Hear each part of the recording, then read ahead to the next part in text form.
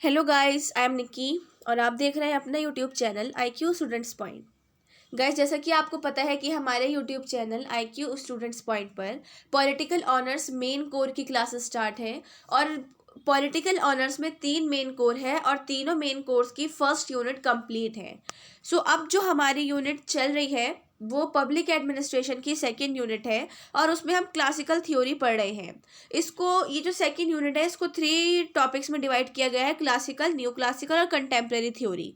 सो अब हम जो क्लासिकल थ्योरी पढ़ रहे हैं उसमें से हम साइंटिफिक और एडमिनिस्ट्रेटिव मैनेजमेंट कंप्लीट कर चुके हैं। सो आज हम पढ़ेंगे ideal type bureaucracy max weber की नौकरशाही, कि इन्होंने नौकरशाही की थ्योरी में क्या बोला है। ओके, अगर आपने ये दोनों थ्योरीज की क्लासेस अटेंड नहीं करी हैं सो आपको इनका लिंक डिस्क्रिप्शन में मिल जाएगा, आप वहाँ से जाके इन क्लासेस को अटेंड कर लीजिए। So let's start.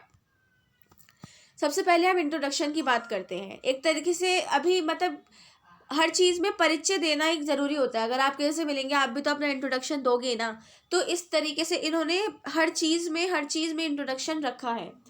So bureaucracy, नौकरशाही, सामान्य बोलचाल में नॉर्मली जो हमारा बोलचाल है उसमें नौकरशाही, ब्यूरोक्रेसी और लोक प्रशासन को एक ही समझा जाता है। लोक प्रशासन, पब्लिक एडमिनिस्ट्रेशन। ओके, नौकरशाही के कामकाज और संगठन हमेशा से लोक प्रशासन के मुख्य सरोकार ही रहे हैं। ये मतलब पब्लिक एडमिनिस्ट्रेशन में ये आते ही आते हैं, कोई ऐसी अलग नहीं है कि नौकरशाही को अलग रखा जाए। इसलिए ही ब्यूरोक्रेसी को पब्लिक एडमिनिस्ट्रेशन के सब्जेक्ट में रखा जाता है।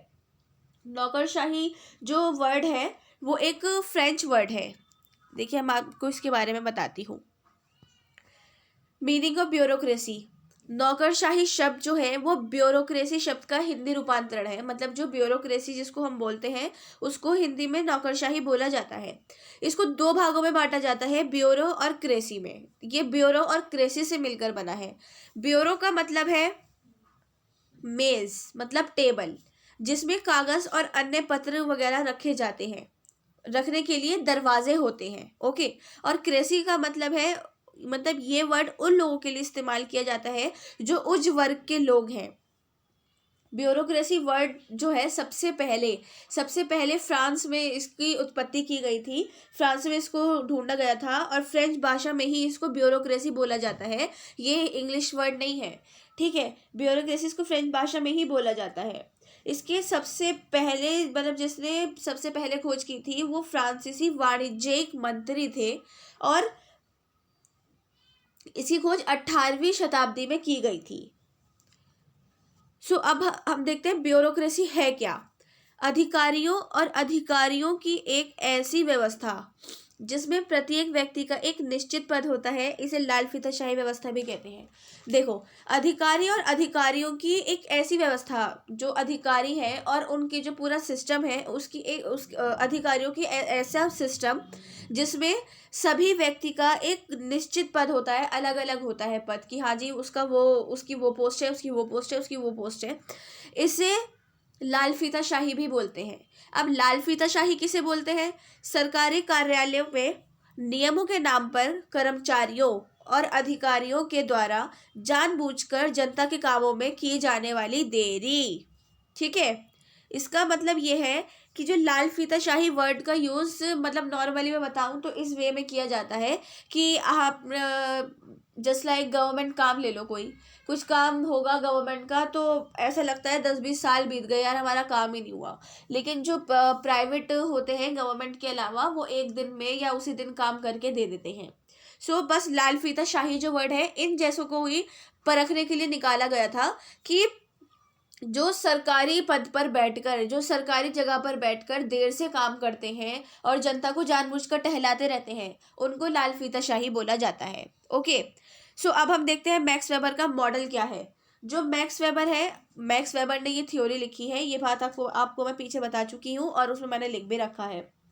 सो मैक्स वेबर नौकरशाही का व्यापक सिद्धांत देने का श्रेय मैक्स वेबर को ही जाता है। मैंने इनकी पिक्चर लगाई है, आप देख सकते हैं, ये ऐसे दिखते थे। जब इन्होंने सबसे पहले जब इसकी शुरुआत की थी, इसकी खोज की थी, तो ये मतलब ये देखते थे कि हर काम में देरी है या लोग टहल रहे हैं किसी को किसी चीज़ की ज़रूरत है, बहुत ज़्यादा ज़रूरत है, लेकिन भाई वो इंतज़ार कर रहा है कि बस अब जब गवर्नमेंट काम करके देगी तभी मिलेगा। अभी इसके लिए इसके कारण ही इसमें गहरी छानबीन करने की बहुत ज़रूरत महसूस करी गई।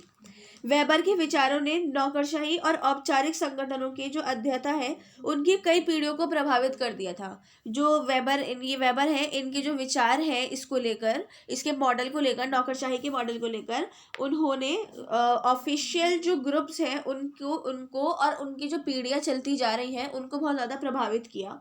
उन्होंने वे आधुनिक समाजशास्त्र और संस्थापकों में से एक थे, और उन्होंने बहुत सारे लेख भी लिखे हैं, बहुत सारे विषय भी लिखे हैं, बहुत बहुत सारी चीज़ें लिखी हैं उन्होंने। उन्होंने वैज्ञानिक प्रबंध आंदोलन का समकालीन भी थे, और जो मतलब वैज्ञानिक प्रबंध हुआ था, वैज्ञानिक प्रबंध उसकी साइंटिफिक थ्योरी मैं आपको पहले पढ़ा चुकी हूँ, FW टेलर की।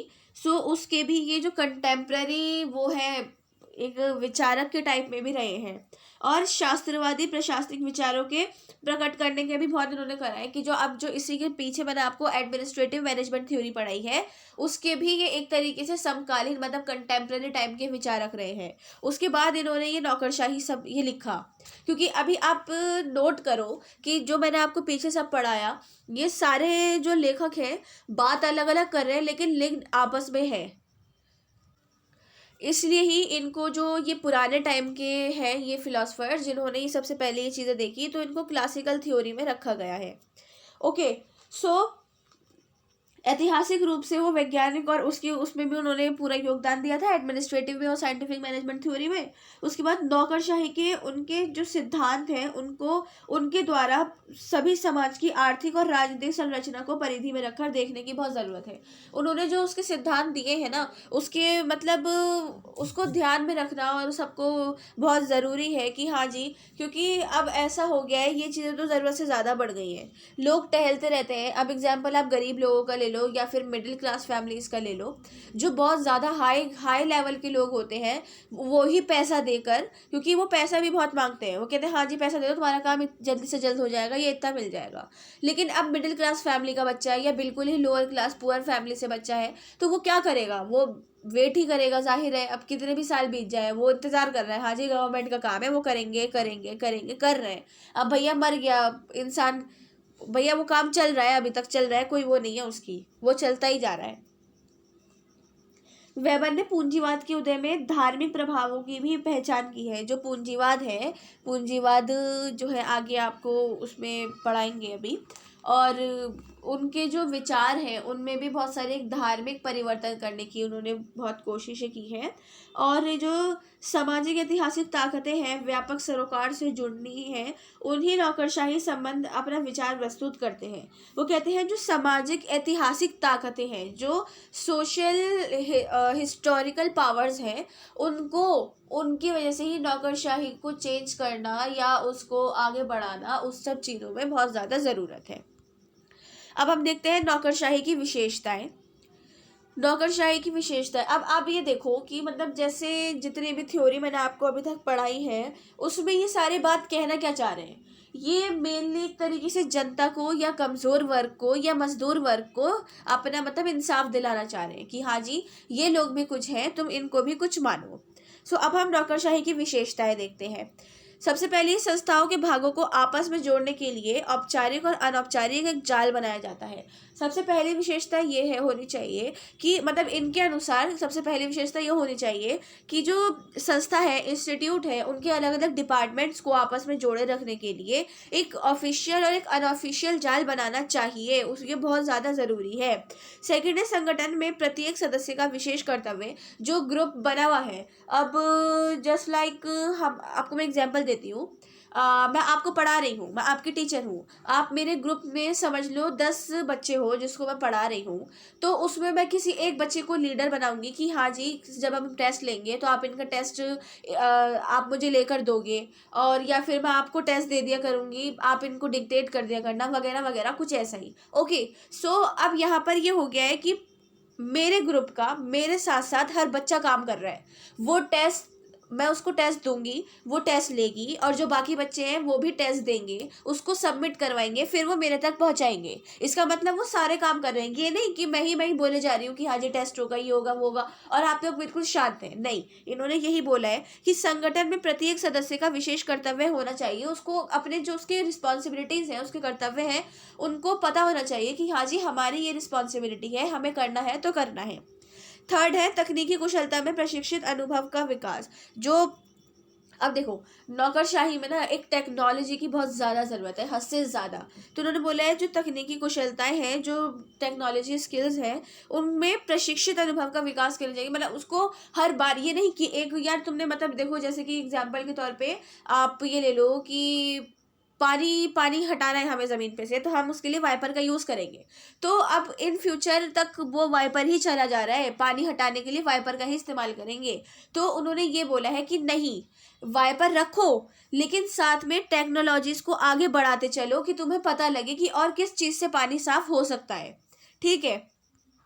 नेक्स्ट है अधिकारियों की सत्ता कानून पर आधारित। जो अधिकारी हैं उनकी सत्ता कानून पर आधारित, मतलब एक तरीके से अब यहाँ पर बात हो रही है गवर्नमेंट की। ठीक है। तो इन्होंने ये बोला है कि जो अधिकारी हैं उनको कानून के अंदर ही रखो और उनको बताओ कि यार तू काम नहीं करेगा तो तुझे सजा मिलेगी, तुझे इस कानून की वजह से सजा मिलेगी, तुझ पर ये एक्ट लगा दिया जाएगा, ये हो जाएगा, वो हो जाएगा। उसको बताओ ताकि वो अपना काम टाइम पर कर सके और सामने वाले इंसान को चीज़ वक्त पर दे सके। नेक्स्ट है उच्च अधिकारी उच्च कार्यालय निरीक्षण, निम्न अधिकारी निम्न कार्यालय सुनवाई परिपालन। देखो, इन्होंने ये बोला है सेम वही वाली बात यहाँ पर जो मैंने अभी पीछे आपको बताई थी कि हाई क्लास फैमिली का बच्चा या उसका कोई भी शख्स आराम से आएगा, बिना लाइन में लगे वो अपने पॉकेट से पैसे निकालेगा और उसे कहेगा ले भाई ये रे पैसे, मेरा काम कर दे। वो पैसे लेगा और जो लाइन में लगे हुए 10 20 30 कितने ही लोग हैं उनको छोड़ के भागेगा पहले उसका काम करने। क्यों? क्योंकि वो पैसा दे रहा है। तो इन्होंने ये बोला है कि जो मतलब एक तरीके से ना इनको ये करो कि ऐसा नहीं है, आपको गवर्नमेंट की तरफ से पैसा मिल रहा है तो फिर तुम क्यों इतना खाने पे लगे पड़े हुए हो कि किसी ने तुम्हें लालच दिया और तुम लालच में आ गए। तो इन्होंने यहाँ पर ये बात बोली है कि उच्च अधिकारी उच्च कार्यालय निरीक्षण और निम्न अधिकारी निम्न कार्यालय सुनवाई परिपालन। मतलब ये होता था कि जो ऐसे थोड़े हाईली एजुकेटेड अधिकारी मतलब जो काम वाम करते थे वो लोग होते थे, तो वो अपना जो मतलब जगह होती थी, अपनी सीट होती थी, वो अच्छी जगहों पे करवा लेते थे। क्यों? पैसे देके। अब मतलब ये नहीं है कि मिडिल क्लास फैमिली का बच्चा पढ़ा लिखा नहीं होता था उस टाइम भी, लेकिन ये पैसे देकर वो करवा लेते थे। तो इन्होंने बोला कि नहीं, इस चीज़ में भी इक्वालिटी करो, ये जो बच्चा काबिल है ना उसको बिठाओ। अब ऐसे तो यार तुम पैसे देकर क्या ही कर लोगे, पैसे देकर तुमने एजुकेशन खरीदी है, क्या फ़ायदा उसका? कोई फ़ायदा नहीं है। नेक्स्ट है प्रबंध व्यवस्था लिखित दस्तावेजों पर आधारित।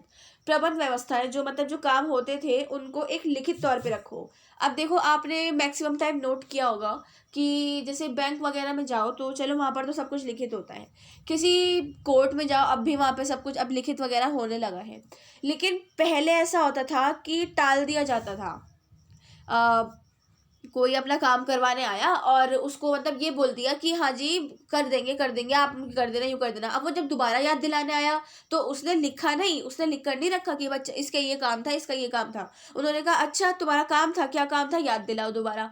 तो इन्होंने बोला है कि एक जो मैनेजमेंट सिस्टम होना चाहिए ना वो ऐसा होना चाहिए कि जब सब चीज़ें लिखित में रखनी चाहिए, लिख कर रखनी चाहिए कि हाँ जी इसको हमने इतना दे दिया या इससे हमने इतना ले लिया, इसका ये काम करना है, इसका वो करना है, ऐसा करना है, ये सब होना चाहिए।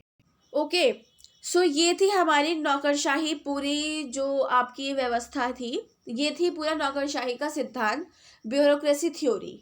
अब आपका जो क्लासिकल थ्योरी है वो आज यहाँ पे कंप्लीट हो गई है। सो हमारी जो नेक्स्ट क्लास है वो 14 नवंबर सैटरडे को होगी और उसमें हम न्यू क्लासिकल थ्योरी स्टार्ट करेंगे। ये मैंने यहाँ पे पार्ट 1 इसलिए लिखा है कि इस थ्योरी का पार्ट 1 हम 14 तारीख से स्टार्ट करेंगे, 14 नवंबर से, क्योंकि ये थ्योरीज जो है अलग अलग टॉपिक्स में बटी हुई हैं और हमने उसको पार्ट में कर करके पढ़ा है।